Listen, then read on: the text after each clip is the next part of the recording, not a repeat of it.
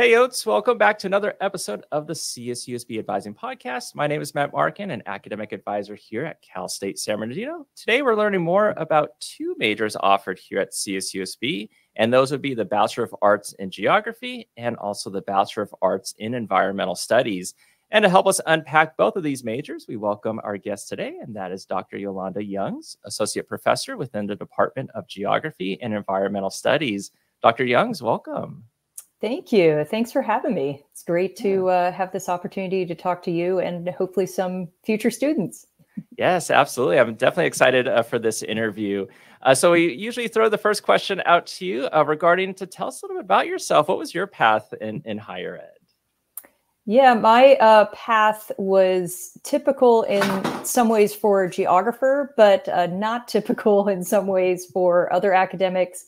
But maybe one that some students can relate to that might be listening to this, in that I started in one major as my undergraduate. I was in anthropology and actually archaeology.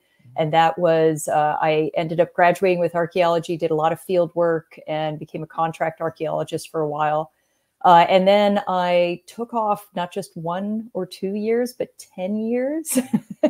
And I jumped into an entirely different profession, which was mostly outdoor recreation, tourism, and wilderness guiding on rivers around the Western United States. But I spent a lot of time in national parks. And so that is my specialty now as a faculty member. I went back and got my master's degree in geography and then my PhD in geography at Montana State and then Arizona State, and then started on my path as a professor. So I took some time off, which I know some of our Yotes do sometimes. And I came back and I'm very, very glad I did. It gave me that time away, gave me extra vision and an extra drive and perspective, but delighted to be in the program. And geographers typically do that. We have incredibly diverse backgrounds. We don't always start with the same major that we end up in. And our discipline is so broad that students who are interested in physical sciences or cultural social sciences, and then of course we have geospatial technologies and computerized mapping with GIS. We have a big umbrella. So it's nice to be part of that. Yeah, and it seems like you've had a fantastic adventure thus far. And yeah. and I'm glad that you talked about mentioning that you had taken time off, and it is okay to take the time off. It is okay to switch majors. You know, that's how we try and we learn new things and we have new interests, and we eventually find our path. Right. Exactly. And, it can be scary to take time off. We can get, maybe advice from parents and friends and all kinds of things.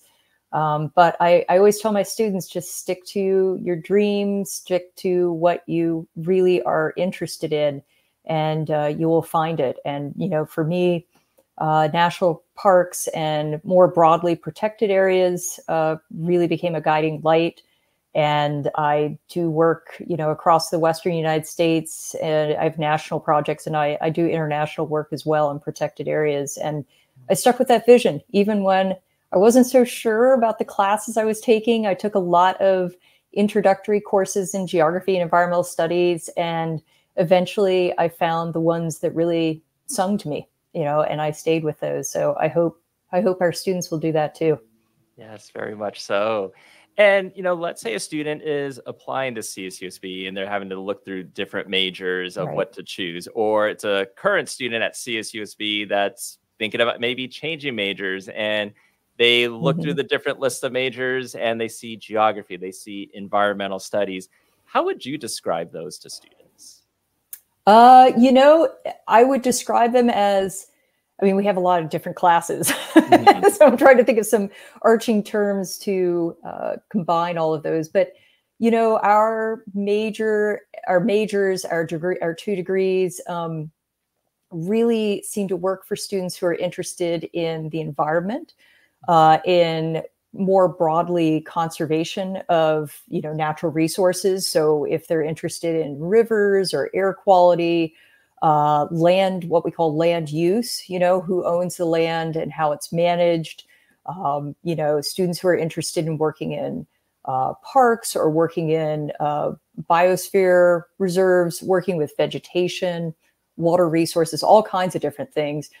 Those students really tend to find, lots of great we have lots of great classes, but I think those work for those kind of interests. If you're interested in how the Earth works, I know we share that with earth sciences and geology as well, but we have great classes in physical geography and geomorphology.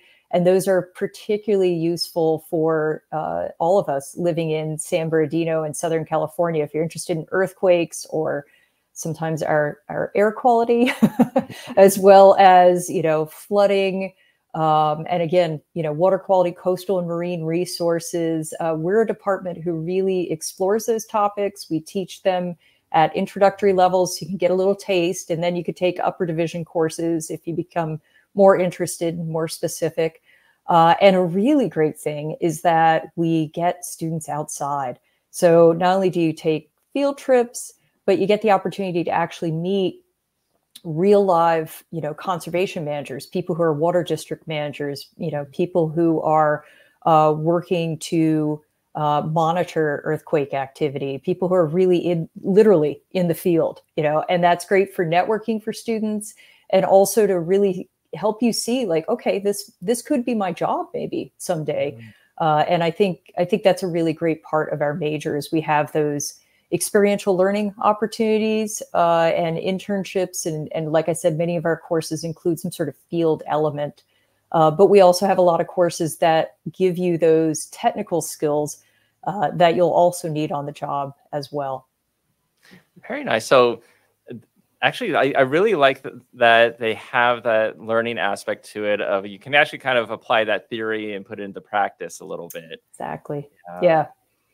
Yeah, because even there's might be some degrees where it's just strictly just go to class and, you have the lecture. And in this case, it's okay, I'm going to learn these things, but then I'm going to meet others. Like you said, you get the networking opportunities, experiential learning opportunities. And so that can also maybe help students realize, yeah, this is maybe the area I want to go into. Yeah, exactly. And we pride ourselves as a we offer 2 degrees, right, in the environmental studies and geography, but as a department, we're all, scholars, teachers combined as well. And we pride ourselves on giving students the skills and the content to feel comfortable in lab settings. Those could be indoors or outdoors. We have a lot of field labs as well as being comfortable in technical labs, teaching, for example, geographic information systems, basically a form of computerized mapping and these just wonderful spatial data sets and database managers, as well as going into the field, actually sampling field data, getting air quality or water quality or, land samples or vegetation samples. I do a lot of habitat monitoring in my work, but also archives too for those students. I occasionally get students who are really interested in the environment and conservation fields, but maybe they're not so much of a, outdoors person, however you might want to say that. We have a lot of policy classes as well. We have great, within our geography major, we have really great social, cultural, economic geography. For students who maybe want to lean a little bit more on the social sciences side and work with, geography as well as maybe environmental policy. So you can become adept at, as we say, the lab, the field, and the archive. Now, let's say you have a student that maybe they're interested in both, but, they're like, well, should I do one or the other? Maybe I have interest, do you find that with both the geography major and environmental studies major, that is there a lot of overlap, or would one student benefit more doing geography, the BA in geography versus the BA in environmental studies? Yeah, that's a great question. I think our students will overlap a little bit, certainly when you're getting started. Those first and second year classes you take, we very intentionally make those broader, thematically. So, for example, I teach, environmental studies. We have a wonderful environment and society class. And each of those classes sort of touch on a variety of larger, shall we say, themes in conservation work. It could be forests or coastal marine resources, whatever. And then as you move along, you start to narrow in, and then you really have to decide, do I want to commit to the, environmental studies side or the geography side?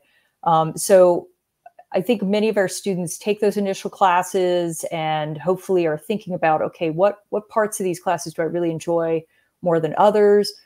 We emphasize methods. That's a big part for geographers, is the methods that you use and the type of data you're collecting. And that can nudge you sort of one way or the other in your classes. And we really encourage our students to, like I said, take classes that are experiential, that give you a little field work, or at least the opportunity to see, case studies in action, if you will. So maybe, how are city councils governed? How is census data collected?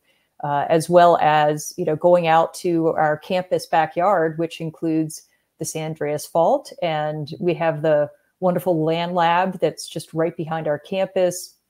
Our faculty use that for a variety of studies as well. So I think that helps students, hopefully, as they move along, to start off with sort of those broader classes. And then as they find those areas that they're more interested in, that'll guide them. And of course, as faculty, we're here to help guide them as well if they're leaning more towards geography or more towards environmental studies. Yeah, wonderful. And I'm sure you've gotten this question a lot, and that's the career question, and you've kind of talked a little bit about it as well already. But, can you speak to different types of career options maybe a student might be going into, whether they're doing geography or environmental studies? Yeah, I actually think about this a lot. And I teach some of the classes as well that hopefully are useful for students, especially as not only the first few years, but the last few years. So a lot of our environmental studies students, we have a wonderfully strong alumni network, I'm delighted to say. And our students will go into being forest managers. They'll work with the San Bernardino, the U.S. Forest Service with San Bernardino. We have students who go into water policy and water science. So they're working with some of our water districts around here. We have students who go on to work with the California State Park System. Also, we have wonderful conservation. We have so many great conservation organizations around here. So the Inland Empire Resource Conservation District. There's a number of other sort of regional districts like that. So we have students working basically all around campus and all around the Inland Empire region, as well as up into Northern California, and of course students who go out of state to work in those kinds of fields. Yeah, absolutely. And let's say a student they're on the fence of declaring geography, or they're on the fence of declaring environmental studies. Maybe they're in a major right now and they're like, I want to switch, or they're undeclared or undecided and are now wanting to, make that step to declare, but just haven't, jumped in with both feet. Any advice you have for that type of student? Yeah, that's another great question. I would say, I know sometimes for students it could be a little scary, but come and talk to us as faculty. We all are really passionate in our department about our fields. We all have our specialty research and teaching areas, but we're all, comfortable and happy to talk about the majors. And when students come to me, I get this question quite a bit of, I've taken a few of these classes and a few of these, and I'm not sure which way to go. I ask them to think about certainly think about classes they've taken with us. And then think about a favorite project, just gut reaction. What was a favorite project you did in one of those classes? It could be a paper, or, maybe some sort of experiential learning, or maybe even a field class or something. And then what did you like about that? In terms of, again, we emphasize methods, but also what was the content there? What got you excited? And then, my final question usually is, I don't want to say the terrifying, where will you be in 5 years, right? But instead, maybe think about, if you could have a dream job, you don't have to say the exact title, but what kind of things do you want to do with your degree? And then I try to really encourage students, if even we have those kind of conversations and they're like, oh, I don't know, both things sound pretty good.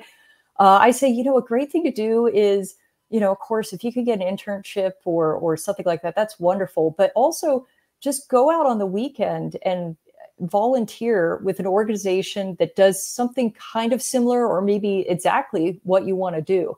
And, the downside is that, it's often unpaid, whatever you might volunteer for.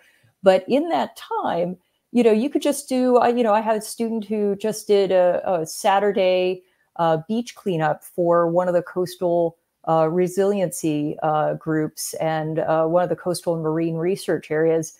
And that time really helped him, I think, to find that this was a field he really wanted to go into. I don't know if he wants to be doing beach cleanups per se, but that time gives you the chance to experience the activity. You get to network with people who work in that organization. You can ask them, how'd you get your start? Right. And what kind of classes did you take to get into the job that you're in now? So I really value those kind of opportunities. So I usually say, if our conversation isn't guiding you enough, come back. You can always email me. You can always chat with me. But, maybe think about going out and volunteering with and just contact the organization. Say, hey, I would like to come out on a Saturday or a Sunday. And a lot of organizations will, of course, advertise, hey, we have a volunteer day. I mean, we're, here we are on Earth Day or Earth Day week. And, for us who are in environmental studies and geography, this is a great week to celebrate all the wonderful opportunities out there. Again, in California, we're so lucky. We have great opportunities for students who are interested in conservation, geography, or environmental studies. So yeah, encourage the conversation with a professor, although I know it's a little scary, it's always really helpful. And, maybe going out, trying a little volunteer time too. Yeah. And I would imagine there's probably a good chance that, if someone's willing to volunteer and they're asking an organization, why would they say no to that? Right. Well, that's the thing, the downside is you may not get paid. You probably won't get paid for the day. Right. But also the upside, not only, do you get the networking, you get the experience, but it's really easy for an employer to say, sure, come on out. The only thing sometimes for them is, of course, they have to think of liability. So, it depends on what the day is. But again, a lot of organizations purposely structure volunteer days to be safe, quite frankly, for the public to take. So it could just be, go out and help with a beach cleanup, or it could be help us with removing some invasive species, some plants. It could be just going out and maybe helping with, a public day where they just need someone to kind of work the booths and welcome people to an event. Those are all just terrific opportunities. And again, relatively, hopefully easy for the organization to offer as well. Right, 100%. Now, do you find that there's any misconceptions that one might have when they either hear geography or environmental studies, or if someone's thinking about one of those two majors? Yeah, boy, that's tough because I'm a professor at it. Right? So, I think there's just such a clear idea here. But, I think there could be misperceptions about, maybe geography. One of the things sometimes people say, oh, geez, isn't it just all mapping, right? Hasn't everything been mapped? And, maybe environmental studies, I don't know, maybe people just aren't interested in environment, or maybe they just don't know environmental topics and what specifically that might mean. And, to all that, I say, there's a variety of ways, things we could talk about, but, majors that do well for our two degrees and students who enjoy our classes, not always, but oftentimes are visual thinkers and spatial thinkers. So, forget about has something been mapped or not. I mean, there's certainly plenty more maps that can be made in this world of a variety of things, but it's the more exciting part is thinking about processes like earth processes. Why do earthquakes happen? Why do rivers flow the way they do? And also thinking about, again, visual thinking. I'm a very visual thinker. A lot of my colleagues are as well. So if students find that they can think through things better, if they can picture it or visualize it, that's a good key. And thinking spatially as well, what those relationships are between different objects, different places, all that stuff is very helpful. But yeah, I think it's just always good to just at least take one course and check us out. That's for sure. And then last question, are there any resources available to students through your department? You mean like on the website or? Yeah, whether it's website or, if it's for students to meet with faculty within the department, anything to highlight? Yeah, we have, we are a department that usually has a booth set up for, various events on campus on, homecoming, which I know is kind of far off. And we certainly, take part in various spring events. Many of our students are involved with, and our department certainly engages with and supports the Coyote Garden, which is here on campus. So that's a great way to meet some of our current and I believe some of our past students as well, and also to kind of see some of our work right here on campus. Like I said, some of our classes offer field experience where you don't have to, if you want, we offer things where you drive all over the place and you go all kinds of places. But also we use the land lab, which is located just right behind campus. So it's, that's a really nice thing that we connect with in our department. We have a student group, SAGES, which is our student activity group. And they have a variety of events from volunteer days that they work with organizations to just social events. I think they even have done movie nights, things like that. And that's a great way to get to know the department, at least our department culture as well. And like I said, we offer variety of field trips, and those are not always just for our upper division major classes. Some of our classes are more open to a variety of disciplines. Those are offered as well. So for example, I teach a national parks and public lands class. It includes a 3-day trip. And we are going to Channel Islands National Park this year for 3 days. And that's open to any major. So, that's an opportunity as well. And then, of course, I want to encourage students to go to our website, we've got all our faculty up there. We've got our programs. You can see some of the places we work in and some of the organizations we work with. So that can give you a sense of, am I interested in this? That sort of thing. And you can see our mission, all that kind of good stuff. Oh, wonderful. Well, Dr. Youngs, a lot of great information. I learned a lot too through this interview. So I really appreciate you being on the podcast and sharing information about geography and environmental studies. Thank you so much. Yeah, thank you, Matt. This has been a real pleasure. And I look forward to talking to any students who might be listening to this. And please come check us out. All right, sounds good.